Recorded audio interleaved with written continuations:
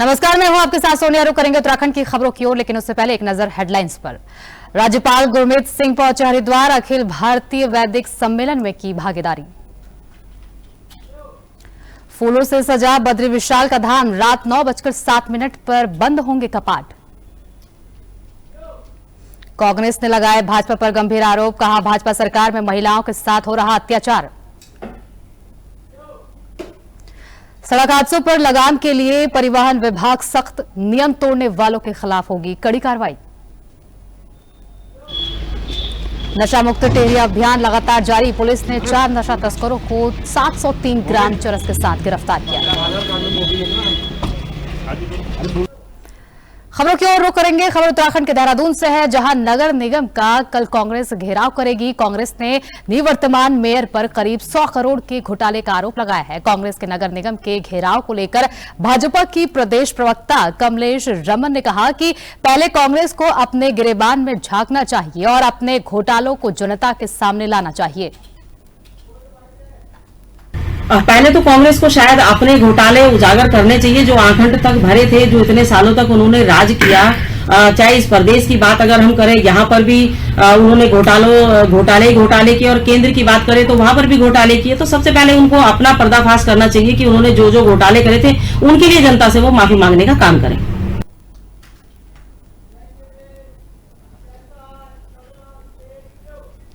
रुद्रप्रयाग में पत्रकारों से वार्ता करते हुए कांग्रेस प्रदेश अध्यक्ष करण माहरा ने कहा कि भाजपा सरकार में महिलाओं के साथ अत्याचार हो रहा है और उनकी पार्टी की महिलाएं आंखें बंद किए हुए हैं। अंकिता भंडारी मामले में प्रदेश सरकार चुप्पी साधे हुए है और महिलाओं को सशक्त व मजबूत करने का ढिंडोरा पीटा जा रहा है। कांग्रेस प्रदेश अध्यक्ष ने कहा कि केदारनाथ विधानसभा की महिलाओं में जागरूकता देखने को मिल रही है। महिलाएं अंकिता भंडारी हत्याकांड से लेकर महंगाई, स्वास्थ्य, शिक्षा के मुद्दों पर बात कर रही हैं। यहां तक कि सरकार से मिलने वाली राशन पर सवाल खड़े कर रही हैं। उन्होंने कहा कि भाजपा की नीति षड्यंत्र की नीति है और हमेशा भाजपा ने सनातन धर्म पर राजनीति की है।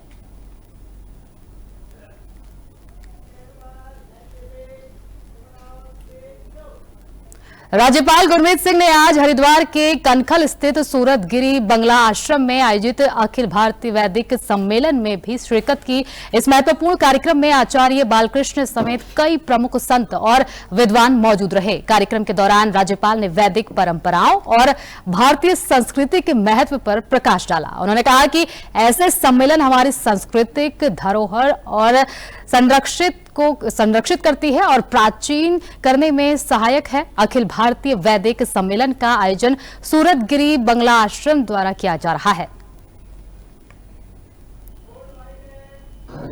मानव ने भौतिकी उन्नति तो बहुत करी है, परंतु कहीं अपने आप से विमुख हो गया है। तो मानवता जो स्वयं से विमुख है, उसको स्वयं से जोड़ने का काम सनातन से ही संभव है। सनातन का जो मूल है वो वेद है, तो वेद का जो सम्मेलन है वह हम सबको मूल से जोड़ने का महत्वपूर्ण साधन है। इसलिए यह बहुत प्रासंगिक है। तो जो महाराज जी ने जो यह प्रयास किया है यह प्रशंसनीय है, और हम सब लोगों को भी, क्योंकि भौतिक दुनिया में हम जितना भी दौड़ लगा लें, यदि अंदर से शांति नहीं है, संतुष्टि नहीं है, अंदर से तृप्ति नहीं है, तो फिर बाहर की दुनिया का दौड़ का कोई अर्थ नहीं है। मुझे ऐसा लगता है कि आज अत्यंत सौभाग्य का दिवस था और बहुत सुंदर क्षण थे कि अखिल भारतीय वैदिक सम्मेलन हुआ। ये 3 दिन का है।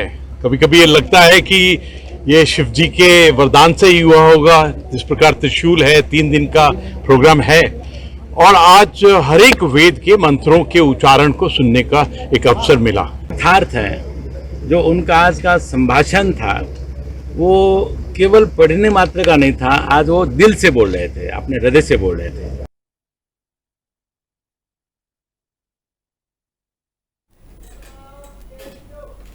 बद्रीनाथ धाम के कपाट आज 9:07 पर शीतकाल के लिए बंद हो जाएंगे, जिसको लेकर मंदिर समिति ने अपनी तैयारियां पूरी कर दी है।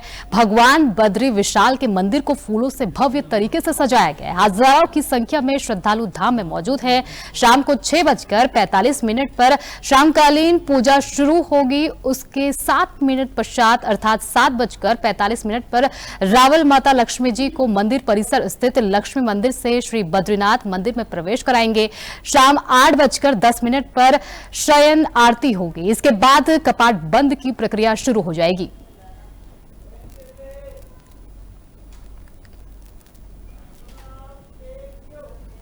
टिहरी जिले में एसएसपी आयुष अग्रवाल के दिशा निर्देशन में टिहरी पुलिस का मिशन नशा मुक्त टिहरी अभियान लगातार जारी है।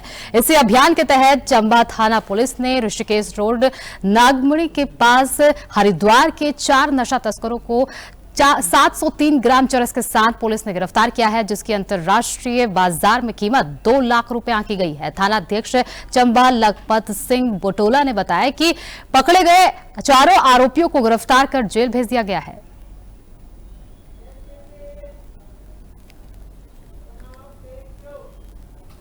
हरिद्वार जिले में एसएसपी प्रमेंद्र सिंह डोभाल के निर्देश पर सत्यापन अभियान तेज कर दिया गया है। पुलिस ने सिटकुल थाना, रानीपुर कोतवाली, गंगनहर और लक्ष्मण कोतवाली क्षेत्र में व्यापक स्तर पर सत्यापन अभियान चलाया है। अभियान के तहत किराएदारों और संदिग्ध व्यक्तियों की जांच की गई। साथ ही सत्यापन न कराने वाले मकान मालिकों पर जुर्माना लगाया गया।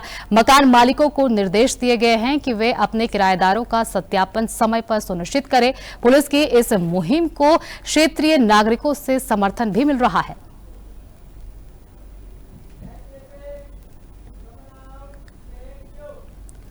खबर हरिद्वार से है, जहां नगरी घने कोहरे से ढकी रही, जिसकी वजह से वाहन को हेडलाइट जलाकर चलाने पड़े। कोहरे की वजह से स्कूली और कामकाजी लोगों को परेशानी का सामना करना पड़ा। मौसम में ठंड और बढ़ने के कारण सुबह काम पर जाने वाले लोग और स्कूली बच्चे ठिठुरते नजर आए। मौसम विभाग के अनुसार अगले कुछ दिनों तक कोहरे का प्रकोप जारी रहने की संभावना है। वहीं विभाग ने वाहन चालकों को धीमी गति से वाहन चलाने और सावधानी बरतने की सलाह दी है। धुंध जो बढ़ रही है उससे बहुत दिक्कतें आ रही है, मतलब लोगों को चलने में बहुत दिक्कत आ रही है। और जो ये गाड़ी चलाते हैं, बाइक, ट्रक, कार, इन सबको और ज्यादा परेशानी झेलनी पड़ती है क्योंकि कुछ दिखाई नहीं देता है। जी, मेरा नाम पंकज मनी है। देखिए, जैसे कि आप देख रहे हैं यहाँ पे कि धुंध बहुत बढ़ चुकी है, जिससे कि वाहनों की लाइट जला कर चलना पड़ रहा है।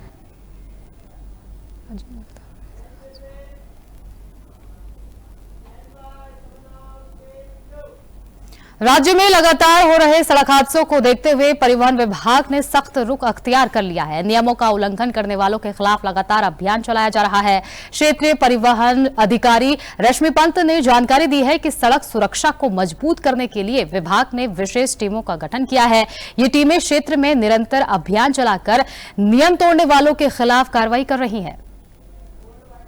सबसे पहले तो मैं कहना चाहूंगी कि जो देहरादून में हादसा हुआ जिसमें हमारे 6 युवा बच्चों की मृत्यु हुई है, बहुत ही दर्दनाक हादसा है।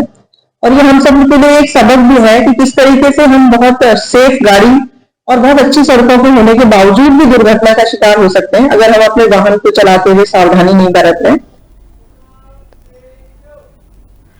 2 दिन पहले योग गुरु बाबा रामदेव ने अपने फेसबुक पेज पर लाइव आए थे। उन्होंने उस दौरान कहा था कि पतंजलि का ना तो मैं मालिक हूं और ना ही आचार्य बालकृष्ण, बल्कि इसका मालिक है पूरा देश और देश के लोग। अब इस पर आचार्य बालकृष्ण ने अपनी प्रतिक्रिया देते हुए कहा है कि यह एक सामाजिक और आध्यात्मिक संस्था है। पतंजलि हथियाना वाली बात पर आचार्य बालकृष्ण ने कहा कि षड्यंत्र तो शुरू से होते रहे हैं और लोग पतंजलि को समाप्त करने का षड्यंत्र रचते रहे हैं। उन्होंने कहा, जब परमात्मा की इच्छा से कोई बड़ा संकल्प खड़ा होता है तो दुनिया में किसी में दम नहीं है कि वह उसको समाप्त कर सके। एक सामाजिक आध्यात्मिक संस्था है जिसके तहत हम आगे भविष्य में बहुत सारे संत, बहुत सारे साध्वी बहनें, हमारे सन्यासिनी बहनें, सन्यासी भाई तैयार हो रहे हैं। उन्हीं के द्वारा समाज के कल्याण के लिए समाज के द्वारा दिया हुआ ये साधन, उसमें लगना है। वह तो स्पष्ट है, इसमें महाराज श्री ने कह दिया और लोगों को पता चला तो ये अच्छी बात है। पौड़ी जिले में फराजों के पास एक वाहन अनियंत्रित होकर 50 मीटर गहरी खाई में गिर गया। वाहन में 2 लोग सवार थे, जिन्हें बचाने के लिए तुरंत एसडीआरएफ टीम मौके पर पहुंच गई। दुर्घटनाग्रस्त वाहन रुद्रप्रयाग की ओर जा रहा था और फराजों के पास अनियंत्रित होकर सड़क से 50 मीटर नीचे गहरी खाई में पलट गया। वाहन में सवार एक महिला और एक पुरुष बुरी तरह फंसे हुए थे। घटनास्थल पर पहुंचते ही एसडीआरएफ टीम ने जिला पुलिस के साथ मिलकर रेस्क्यू कार्य शुरू किया।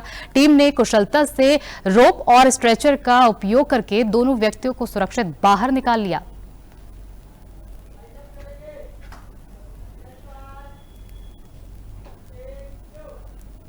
उत्तराखंड की बड़ी खबरों में फिलहाल इतना ही। आगे की तमाम खबरों के लिए बने रहिए हमारे साथ। नमस्कार।